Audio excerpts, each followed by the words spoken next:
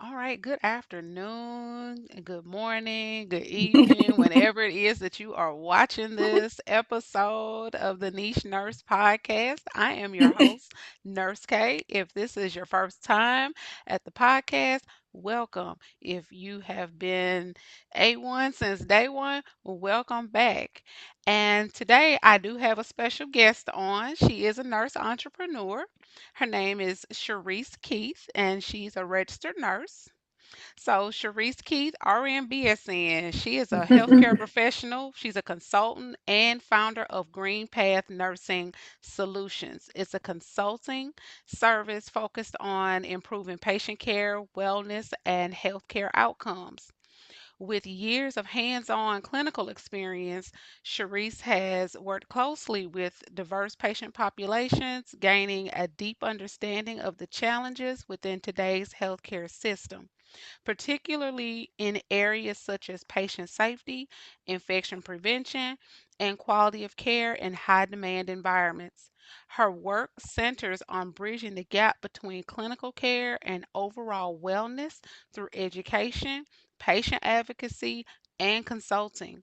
She is passionate about helping healthcare organizations and communities deliver safer, more effective, and compassionate care while improving quality of life for those they serve.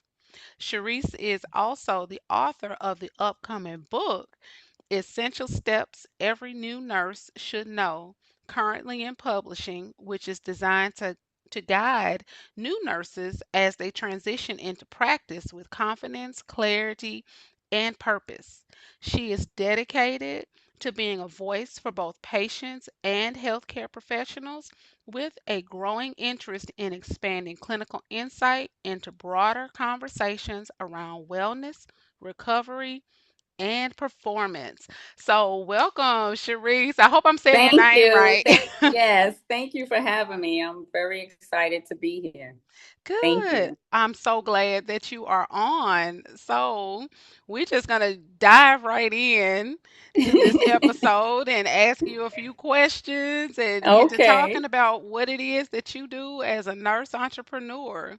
So, if you can Okay. share your journey into nursing and what inspired you to expand into consulting and education. Well, I've been a nurse for several years now, and most of my experience has been hands-on of patient care, especially in hospitals and long-term care settings.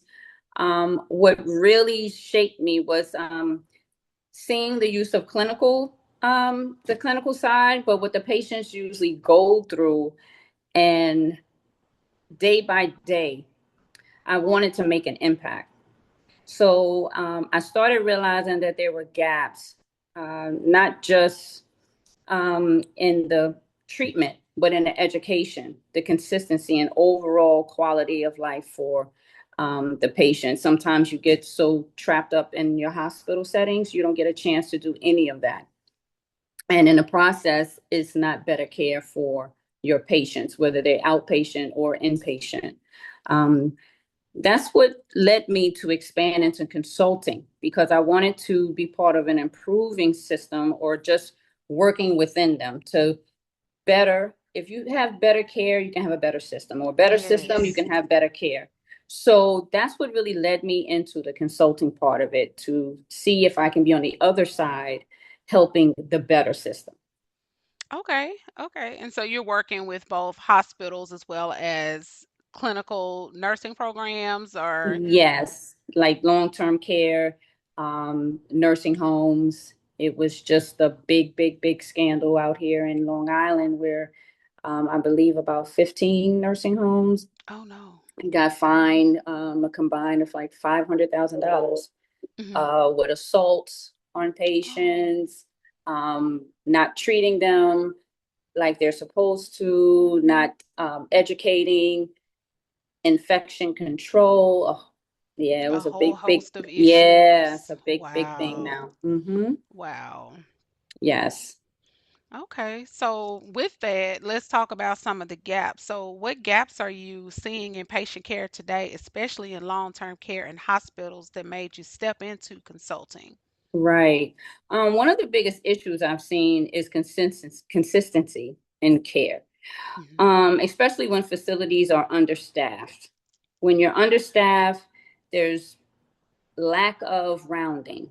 There's lack of paying attention to what the patients need. That's when you start seeing increases of infections, pressure injuries, and overall decline in the patient outcomes. And I think that's a big part of that's missing within that system. Mhm. And I would love to be a part to try and help that. I've seen and witnessed plenty of pressure injuries where facilities have gotten fined, had to regroup, try and figure it out. You're understaffed. What do you do? Do you leave the patient for hours continuously in diapers? And then they develop the pressure injuries because they're not being cleaned as quickly. So And it's not always repositioned. that the staff don't care, Mhm. it's that they're overwhelmed and they don't have the right systems in support of in the place. I Mhm. think if the systems are in place and going back to better systems is better care for the patients, that's where the consulting part comes in and focus on helping facilities improve patient care through education, workflow improvement, and making sure that the standards are actually where they're supposed to be. And they're followed in real time, not just on Yes. paper, but in person. This is exactly what we're going to do. Right, a lot of process improvement because yeah, people do Mm-hmm. have that impression with especially long-term care facilities. They're like they don't see the understaffed part. They see Mm-hmm.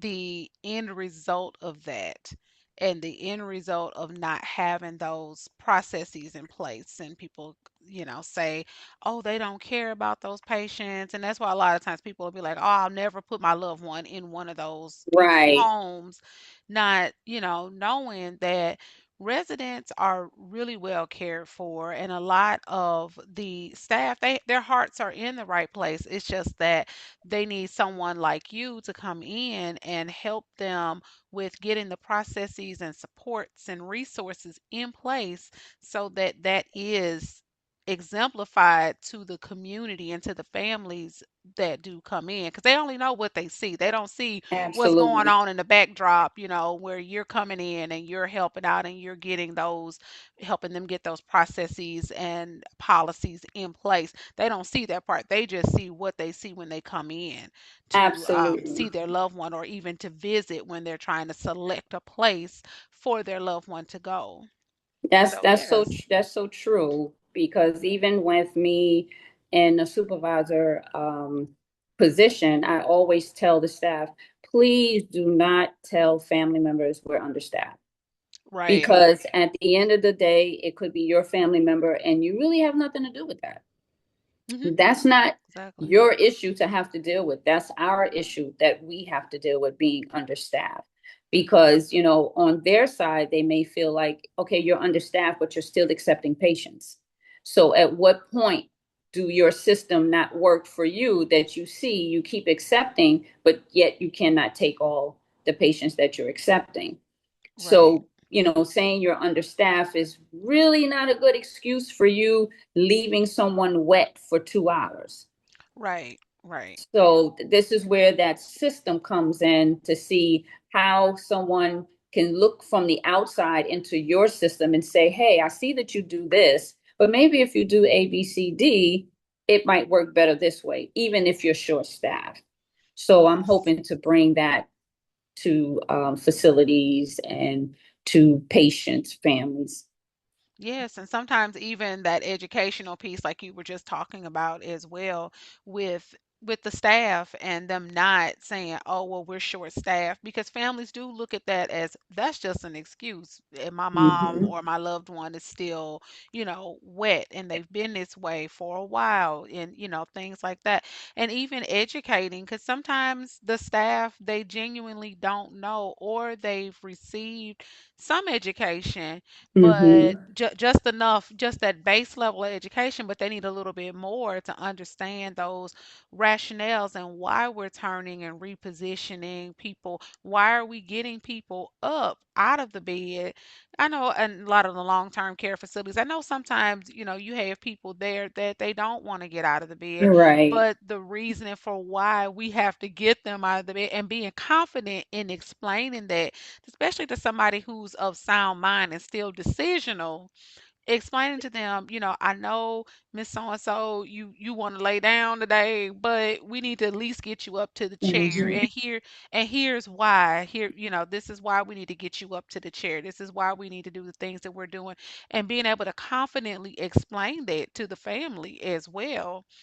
you know Sometimes that helps a lot. I've noticed that, being Yes, it confident does. in your explanation, but sometimes, especially the newer staff may not be as confident in those explanations because maybe they're not as confident in the education or knowledge that they've received. And it sounds like you're also bringing that piece as well to build that confidence of the staff. Yes, that's so true. That's so true. Great, great. So, with all of this wonderful nursing knowledge that you have, and speaking of building up confidence, because this is a perfect segue, you have a new book coming out. And what inspired you to write it, and how will it help the new nurses? Yes. So it's essential things that, that would help new nurses coming in, but it can also help nurses that are already there that haven't been thinking about maybe what's in the book for them as well.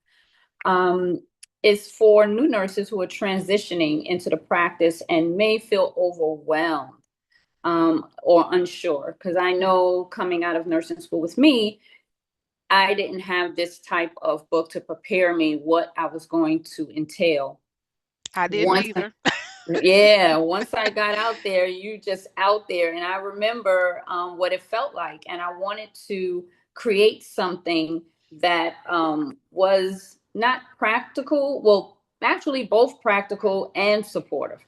So to let them know this is what's going on, but I'm here to support you. You have somewhere where you can read about it and say, oh, you know what? I saw that somewhere and I'm going to try that out. And in this book, it comes with not only the clinical part of you knowing just the simple insulin ranges or your lab values, or just the fact is assessment, your nursing plan, all the way down to the implementation evaluation. But it also teaches you things that school don't teach you Right. on going out there, being with multidisciplinary teams, dealing with doctors, social workers, transport, housekeeping, just dealing with other people other than nurses. Also, I know when I first started, I jumped into everything. Oh, I can do this. I can do that. I can work Oh, here. I can yeah. work here. And Excited. you're right. And then with that, you have to realize that you also have all those W-2 forms. Yeah. So with that, with nursing, I find that you can't have just a regular IRS. You need someone that know your taxes, because we tend to have more than one W-2 and you get tripped up and you wind up owing taxes. You don't understand Hmm. why. So, it's a plus to having all the jobs and there's a plus to not.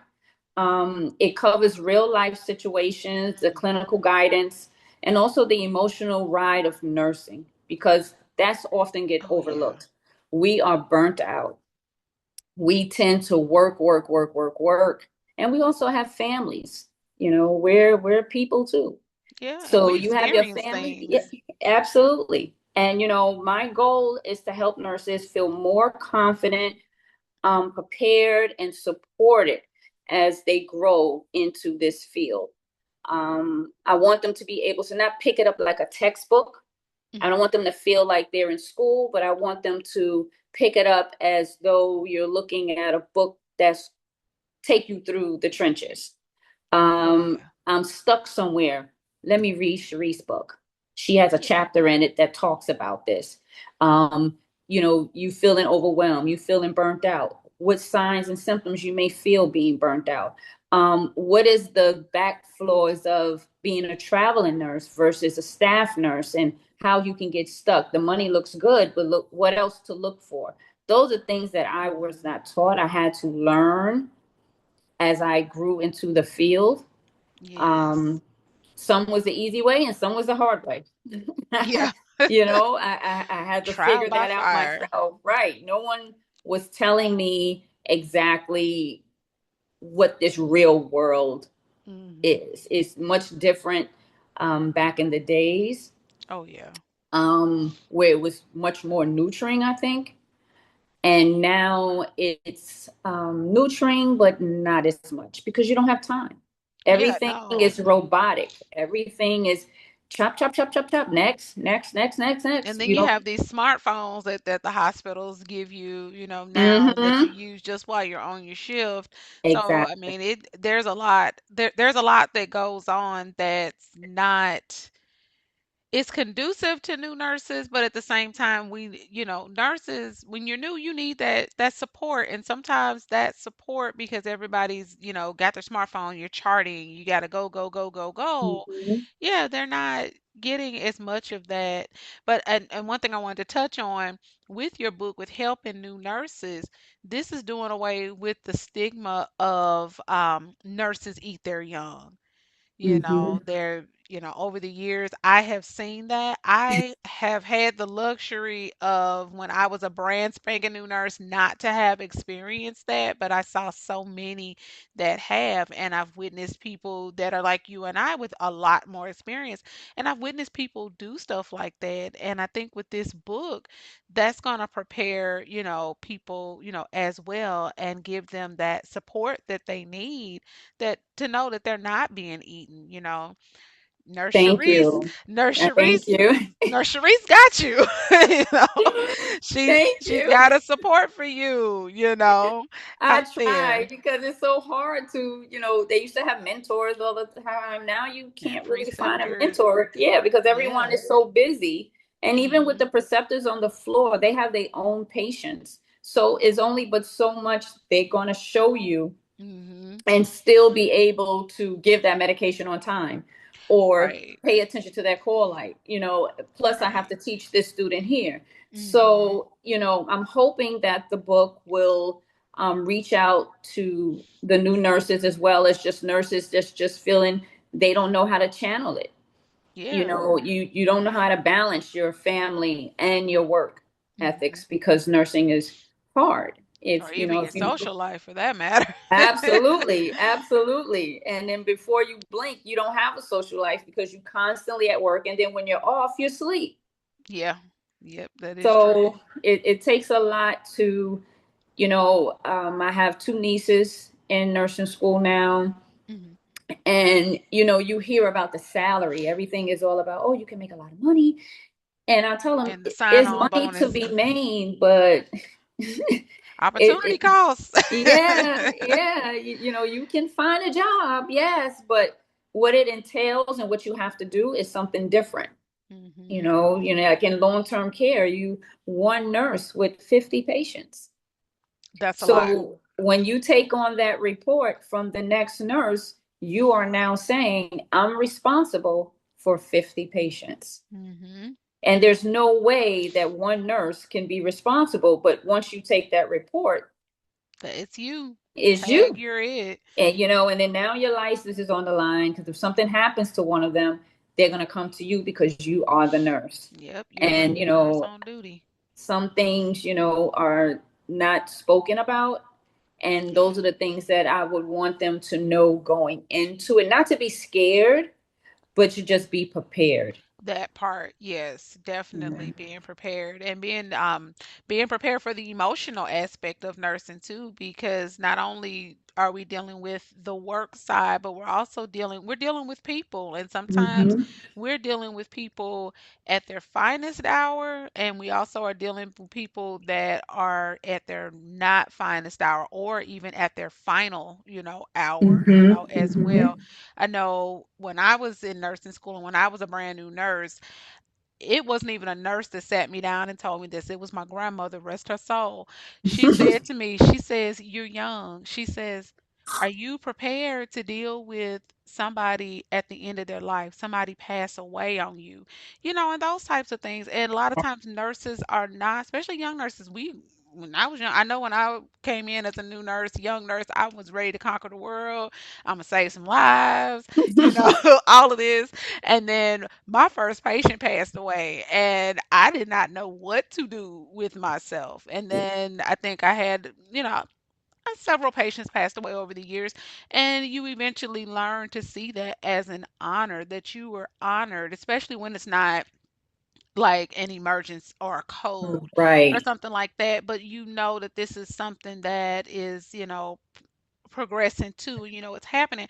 It's an honor to be there at the end of someone's life, no matter what their age is, because the family didn't have to allow you to be there, or you were that Mhm. person that person wasn't alone. They weren't physically alone throughout that process. You were there, humanizing that person. They just wasn't a patient in a bed or somebody else's loved one. You actually cared for that person. So yeah, Right. it's an honor to be a part of that. It's just like it's an honor to be a part of, a baby being born, or somebody, being able to take their first steps after having a stroke, those types of things. So yeah, so this book is going to be good. I'm anxious for it to come out. Do you know which platforms it's going to be released on, so people can kind of be on the lookout for it? I wanted to publish it on Amazon because everybody is on Amazon and ebooks. So some people are more like me, I'm more physical where I want the book in my hand, and some people don't mind it being digital. Yeah, So I want to put it on both platforms that is easy access for everybody. And great, great, yeah. great. Do you have a release date yet, or not quite Well, yet? it's in publishing now, so I'm hoping to get it out very, very, very soon. And we Okay. just finished it. It's just a matter of just touching bases with a little here and there with the book, but it's already written. Um, And it's ready to go. yeah, yes. Okay. So we're Okay. just ready. All right. Well, definitely keep us in the loop on that, because Definitely. that is definitely something that we all need to be on the lookout for. I know I'm looking for it too. So, Definitely. so Thank there's you. that. Yeah. So let's transition over into wellness and alternative approaches. So, how do you see wellness and alternative approaches playing a role in improving patient outcomes? Ooh, that's a big one. I think it'll play a very big role. I believe the healthcare setting is shifting. So it's shifting towards a holistic approach, not so much everything, every commercial, every time you look around, it's a pill for everything. Oh yeah. Um, where we're not just treating conditions, but we're looking at the overall well-being of the patient. And I think wellness comes into part with that in a very big way. I remember growing up with my grandma, half of the illnesses that's going on right now wasn't even thought of. And back in the days when they were eating lard and pine, pure sugar, it was no Hmm. diabetes, it was no high, cholesterol. And now everything is commercialized. Everything is going towards pharmaceuticals. But now there's a switch, and I believe wellness, just teaching and educating on how to take care of ourselves better to get better results. This includes, whatever education, the lifestyle, mental health is a big thing, and Hmm. alternative approaches that can support recovery and the quality of life. As nurses, we're in a unique position because we spend all day with these patients, day to day care. We are at the bedside. Whether we're doing telehealth, we're still involved with our patients. We see what works, we see what doesn't work, we see the effects that some patients have on certain medications. Um, and I think that it goes beyond the treatment. When you have exercise, when you eat right, you tend to feel differently. And I think all of that is part of the whole wellness. Yes. Every time you go to the doctor, they ask you, have you exercised? Some people don't exercise as much. Sometimes just 10 minutes will be just as good as you doing a whole hour worth of exercising. Um, and I think that's where the education comes around and it emerges wellness options. So you can also play a big role in it too when used appropriately. So I think everything has a system. Hmm. And I think with wellness, that part of you being healthy in another approach is a good system to have, Okay. because with every medication you see on commercials, oh, take this medication if you feel this, but you might get angina, you might get heart disease, you might be depressed, you might be suicidal. They have so many side effects of these medications to help you with Right. one thing. And maybe with the whole wellness centered around your illness, you may not have to take that approach. So I think your mind, your body, and your soul all works together. Right. So showing that in wellness with the education, I think it will help. It may not cure, but I think it will be a big help Definitely help. on the patients, as well as maybe residents. May not be a patient. It Yes. may just be somebody outside going through something. But if you can maybe try this opposed to taking this, it might be Hmm. better on your health. Because when you start taking pharmaceuticals for everything, you have to worry about everything, Right. because you Exactly. came in for A, but now you have B and C because you're taking this.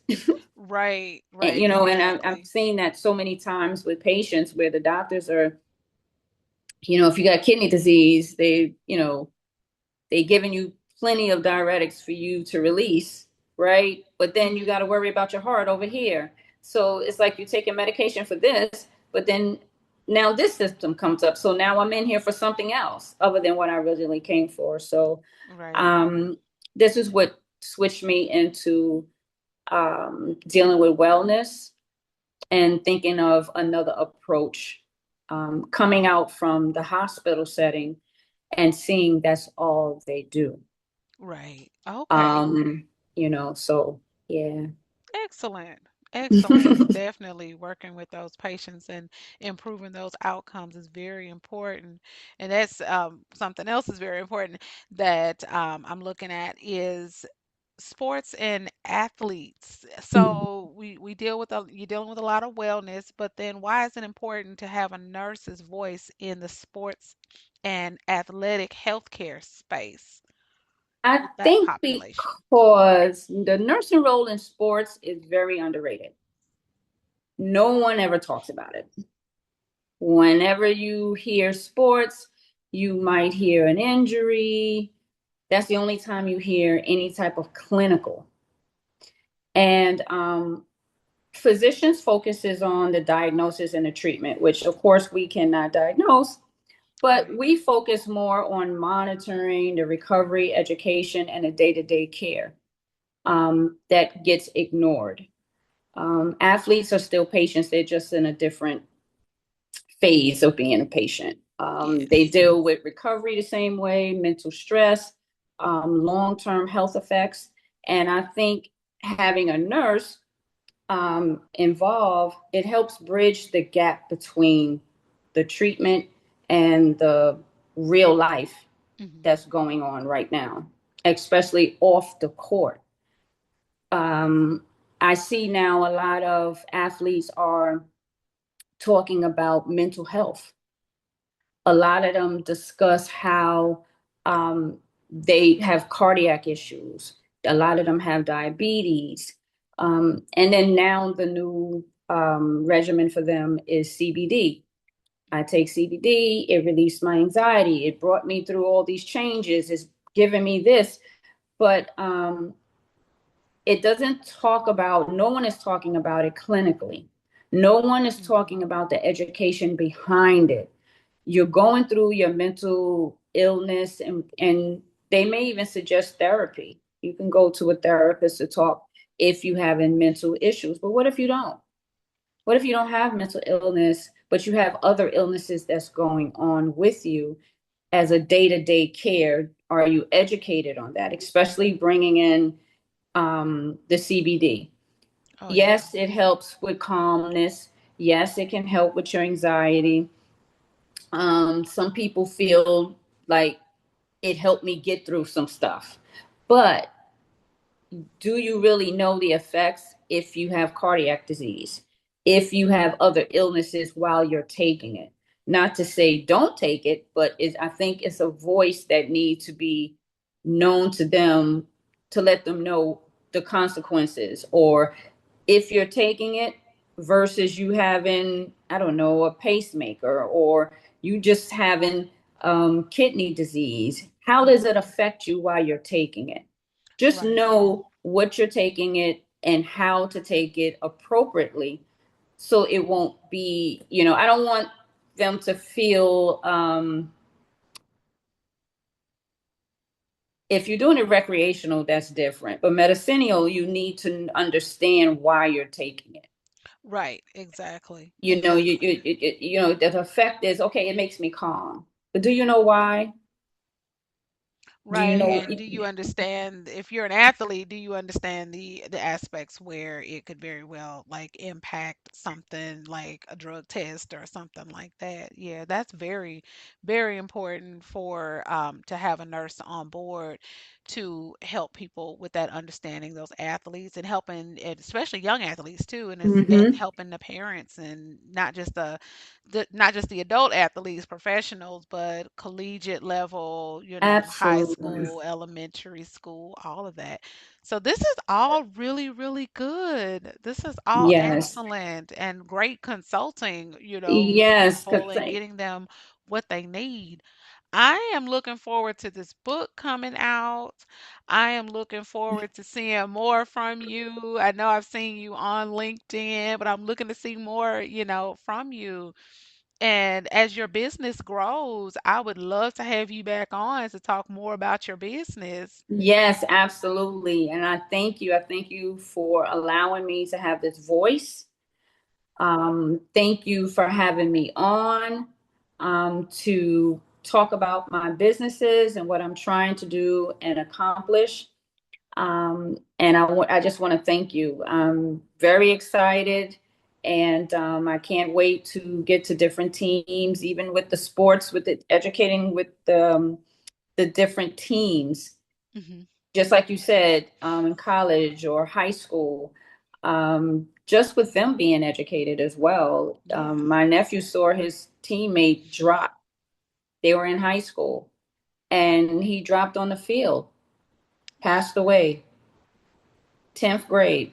Oh no, that's And, horrible. things like that, education need to come into play, because it was hot, Hmm. and he had him out there with all of the pads on in 80, 90-degree weather, and the young man passed out from heat, From that, over yeah. exhaustions. And these are the things that, this is why I think nursing voices are so important, because we can't diagnose, but we can help you at a day to day and educate you on things that you may not know. Right, Maybe and the update your coaches wasn't policies and right. Maybe they didn't practices. know the risk that you taking, putting these young men out here with all of this garb on, and it's hot, Yeah, it's and heat it's stroke. hot. Yeah, definitely. Yeah, Oh, yeah, that part, that's unfortunate. But yes. I am glad that you came on today. It was such a Thank wonderful time talking you. to you and learning more Yes, about what you yes, do at Green Path and yes. everything. And I look forward to seeing your business grow and flourish. Thank you so And much. for those of you who are interested in being a guest on the show, reach out to me at the Niche Nurse, and that's niche, Niche, podcast at gmail.com, and I will work with you and get you on the show. But until next time, keep growing and keep flourishing. I'm your host, Nurse K. Here's our guest, Miss Charisse Keith with Green Path Nursing Solutions. And you all have a wonderful day. Thank you. Have a blessed day. Thank you. Okay.